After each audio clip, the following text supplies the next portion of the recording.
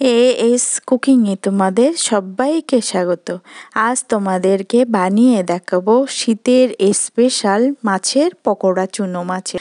দেখো, পুঁটি মাছ, খলসে মাছ, চাদা মাছ, বড়গুলো বেছে ছোটগুলো বেছে নিয়ে পরিষ্কার করে ধুয়ে হলুদ মাখিয়ে রেখেছি আর একটু লেবুর রস।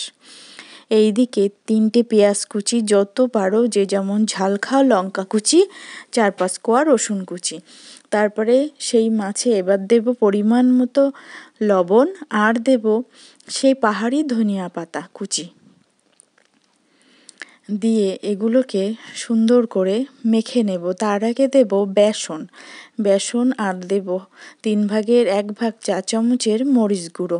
বেসনটা দেব আমি যতক্ষণ দেখবে যে মাছের সাথে মাখলে এরম আঠালো ভাব না হচ্ছে বেসন, সেই বুঝে দিতে হবে, অল্প জলের ছিটি দিয়ে বেশ সুন্দর করে মেখে নেব। তার আগে দেব একটু বেকিং সোডা দিয়ে মেখে গরম তেলে খুব লো আছে এটাকে একে একে দিয়ে দেব।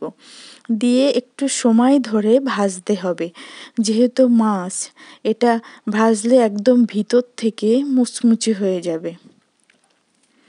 আমি এখন মায়ের বাড়িতে এসেছি।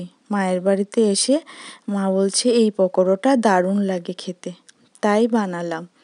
দেখো, মুচমুচে করে ভেজে তুলে নিলাম।